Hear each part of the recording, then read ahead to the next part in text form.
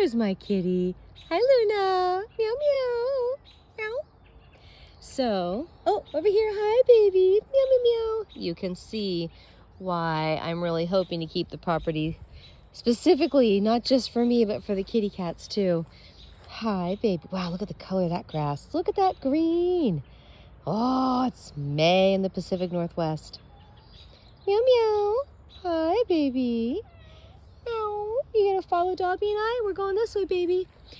So I wanted to make this post because I had a really interesting conversation with my son yesterday. My older son came to visit.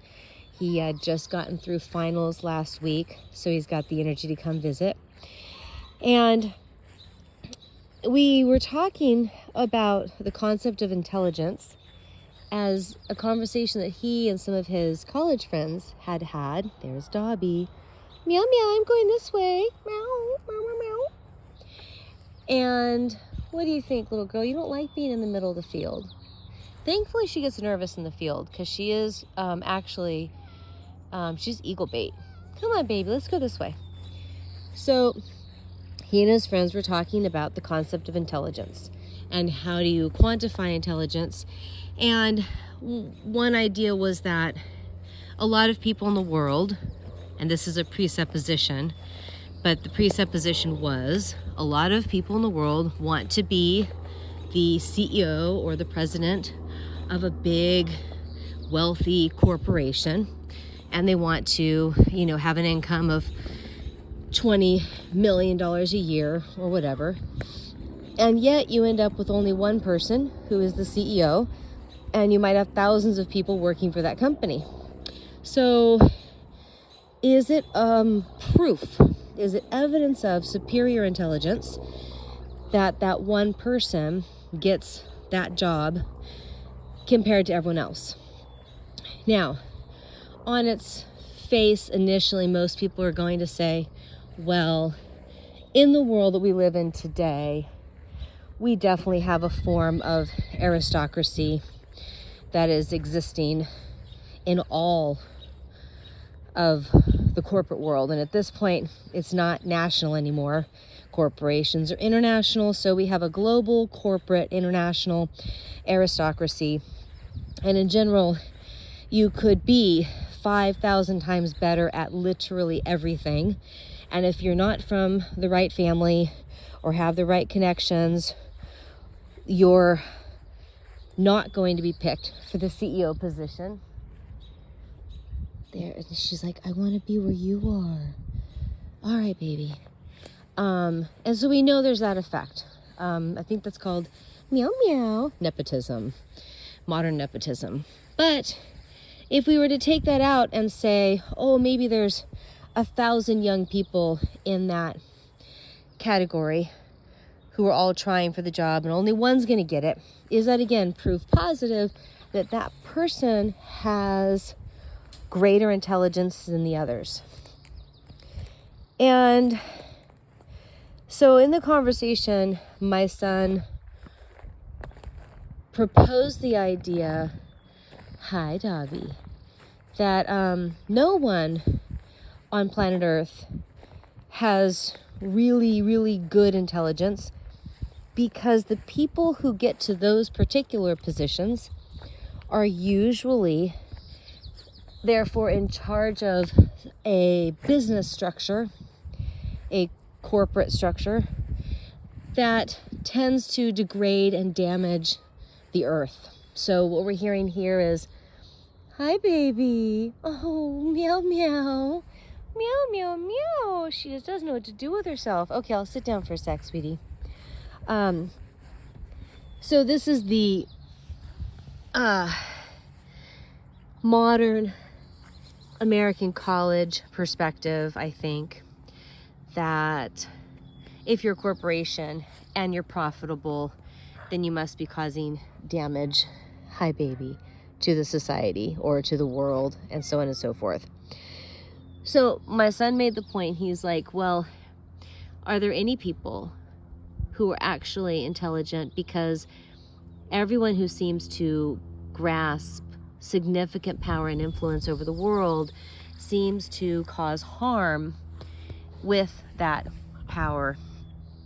And so if you can't find examples of people who have grasped power while retaining their morals and having a profitable company that is not damaging or taking advantage of the environment and the people, if you don't have that, then you have essentially a bunch of sort of failed human endeavors, suggesting that the people in charge are actually not, there's Lupin, are actually not that intelligent, because they're failing to come up with that better way of doing things. And that was what he was sort of leaning into. He was like, okay, fine, you want to be successful economically, great, but can you find a better way of doing that that doesn't have the cost, right? The negative cost on society and the environment. And I don't know, I thought it was a really interesting conversation that he and his friends were having. I actually use myself as an example, because in the world of, so I have two thoughts, and that's what I'm sharing today. In the world of media, I'm laying down the grass. In the world of media, when you look around, you see that most people who capture a lot of attention and grow a large audience, almost all of them are, for lack of a better word, bombastic. Doesn't mean that it's bad. It could be super great content. But what I find is that the people who grow the largest audiences do so by triggering the amygdala and the reptile brain of their audience. They lean into the types of topics and the attitudes and perspectives on those topics that are going to trigger high emotions, which includes anxiety and fear and a sense of, that's it, we're done, we're not going to take any more of this, enough is enough, and so on and so forth. You all know what I'm saying. I believe that this represents the corruption of media, because when I grew up, because I'm 52 years old, back in the day, the concepts of calm, cool, and collected diplomacy and rational, unflappable attitudes and mannerisms as you would come to the table to have a discussion, that was admired. Look at this tree. This is we call this as the octopus tree. And this one giant trunk finally fell down to the ground, but of course she's still alive. So I, as a person trying to build a writing career and a effective, positive influence on my fellow humans type of career here on Substack and whatnot, I have actually always been this fairly calm, level-headed, can see both sides, cursed by my Libra personality, that I can't ever get super vitriolic about any topic because I always see the other side, right? Anyways, regardless of all that, I personally believe that if I was upset about something, fine, I can be upset, I can be honest about that. But I'm not willing to intentionally create content that will trigger people with those type of, what's the word for it? Clickbait energies. I don't want to hurt people. So if I create content that increases someone's, look at the grass blowing in the wind. It's so pretty here. I'm definitely sad to be traveling in May, but it is what it is. Oh, look at the colors. I hope they come through on the video on your end. And I'm being followed again. Luna, meow meow. She's gonna run through the field. She does not like being vulnerable. Hi, baby girl, little pretty one. You think Lupin's gonna come? Okay, so I said to my son, I said, hey, look, I'm facing this question. can I successfully grow an audience and provide content of value that people will like so much that they'll take the time to actually spend 5 minutes, copy the URL and share it here and click on it there. Am I going to grow an audience providing good content that doesn't trigger the amygdala, that doesn't create, here he comes, high level emotions? Can I do that? And I said to him, because you know what? If I can't, then I'm going to fail. Because what I'm not willing to do is to harm a bunch of people by triggering their emotions in order to grow myself an audience and get more paid followers and earn an income. If I have to find a way to earn an income that's different, I will, because I can't join all the other people in the corrupt media world. I'm not willing to do what they do. Okay, so we had that conversation. I'm like, hey, I get what you're saying. Is a person intelligent if they hurt people in order to pursue some level of success? And so I was like, well, I'm trying to do that experiment and we'll see what happens. So the next thing that came up was today, my friend came by to pick up Dobby, the beautiful Boston Terrier, meow meow, and take Dobby to her house for a play date, because I'm going to be gone for 5 weeks and Dobby gets depressed when I'm gone. So I have her coming by 2 or 3 times a week because her family knows Dobby. They love Dobby. She'll pick him up, take him over, they'll hang out. And so today was a test run. So she came, she got the halter, she learned how to put it on. He went right in the car with her, off they went. He seemed super happy, blah, blah, blah. And she came back and she's like, it all went great. We'll love having him over, 2 or 3 times a week while you're gone. Okay. So I was calling her a few minutes ago to just thank her again. And in the middle of leaving my message, I said, I really think that one of the best things about a healthy community, and one of the benefits that comes from a community where people have taken the time to really invest in one another and get to know each other and to have these many, many little connections over, 10, 20, 30 years, is that you can end up with situations that are like this, which is a win-win. And I was like, there's nothing better than a win-win solution to something, because they love Dobby and they really enjoy having him over. And we used to have weekly meetings and Dobby would come, and I'm not a part of that project right now, so they haven't seen him as much. I'm going to be happy because I know that my beautiful boy is going to be taken care of and not be getting super depressed. And he's happy because he really loves the family. He authentically loves them, and he's super happy whenever they come by. So it's a win-win-win. And that's the thing. A lot of times you get to a win-win-win, and those win-win-wins come often when no money is involved. Because sometimes people will do something that's not a win for them. They'll actually take a hit. They will endure a sacrifice in exchange for the money. So if you involve money in a situation, it implies that the person who's providing the service might be willing to do it. They might even find a way to enjoy it. But they also somehow are taking a hit, and the money is compensating them for that hit. It doesn't have to be bad. Like, I was helping out in Babyland, and I honestly would have done it for free. I'd offered to do it for free, but that was going to be like 1 or 2 days a week. And they said, we actually want you for 3 days and 2 overnights. Are you willing to commit to that? And I was like, well, I was going to say yes, because the family needed it and I was willing to do it. But it was actually really nice when they, totally surprised me when they said, we want to actually pay you a little bit too. And for them, they needed someone who would be fully committed to them, who wouldn't get distracted by other things, someone super reliable, which is my personality.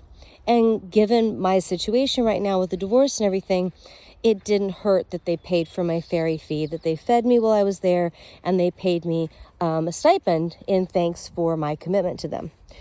So it's not necessarily a bad thing if there's money going back and forth. But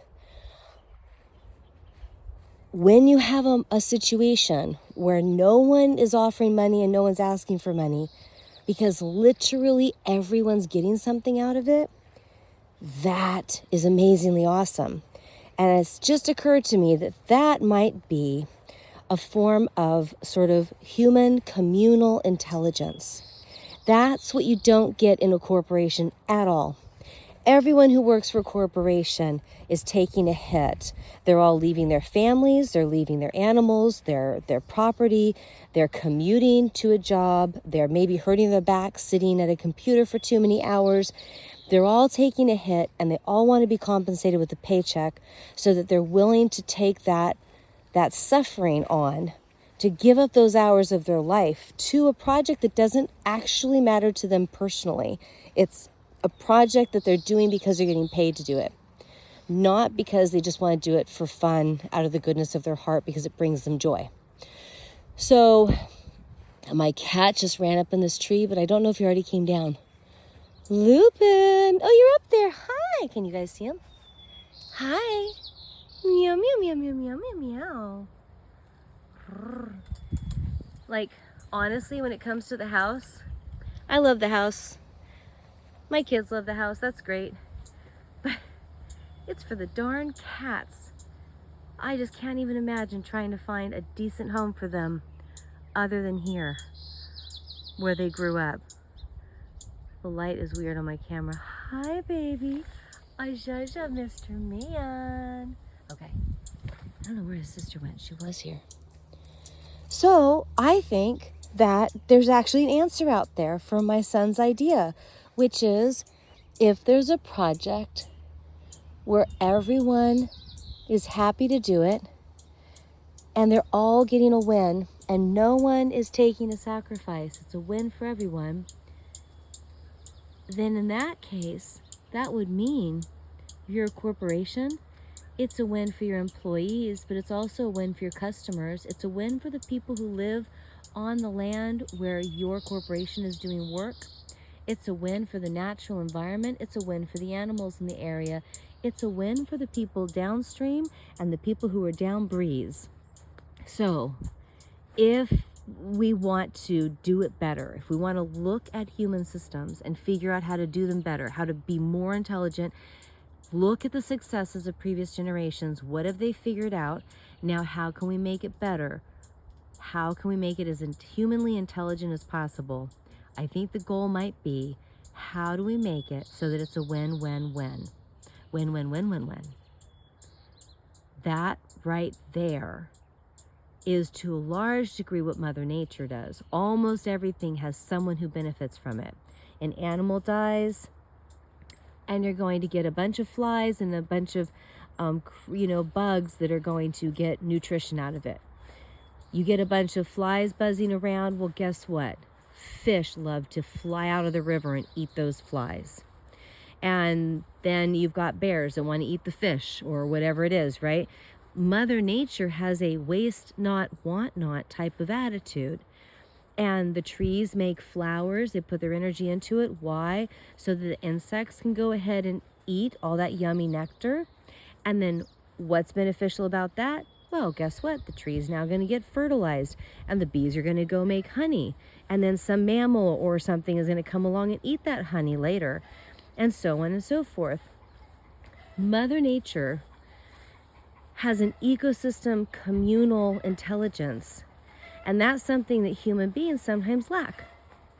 Anyways, so I think that if a person wanted to have a goal, a young person in the world right now says, I want to improve the world.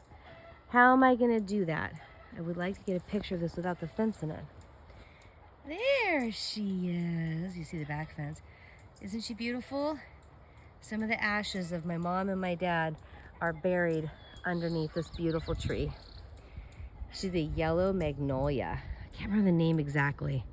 Absolutely gorgeous when she blooms, which she's got a bloom. 2 blooms, 3. Oh, All right, later when I get home, hopefully the blooms will still be there. Anyways, so how cool is that? And it was Dobby going to my friend's house and me thanking her for that and realizing that no one's taking a hit and everyone's getting joy from the situation that brought about the idea that might answer my son's question. All right, I'm gonna go. Long video. But see, this is why our thoughts matter, people. Keep your brains going as much as you want them to. Never dismiss what you're thinking. Never blow it off as if it's not important. Never think that if you don't have a degree, your thoughts don't have value, yada, yada. Pondering is something that human beings used to do when we weren't constantly distracted by these little electronic screen thingies in our pocket. Pondering, pondering, pondering. Isaac Newton, I think, was pondering. He got hit by an apple and suddenly, boom, he's got some ideas, right? I think I'm sort of joking, but you know what I'm saying. My thoughts matter, your thoughts matter. Share this idea forward, especially if you know someone who's young and in college.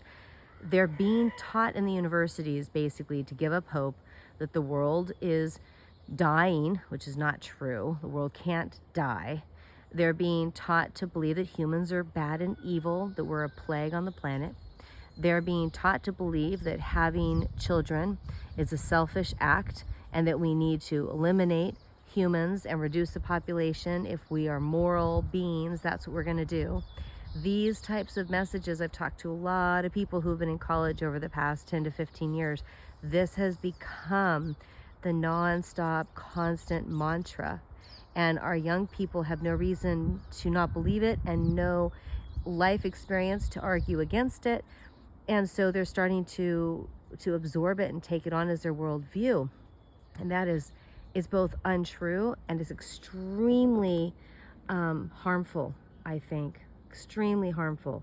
It's like this ultimate form of species self-hate, and there's nothing good that will come from that. Okie doke, have a great day. I'm gonna go back to working on my itinerary for my upcoming trip, and yeah, have a good one. It's May in the Pacific Northwest. It's beautiful.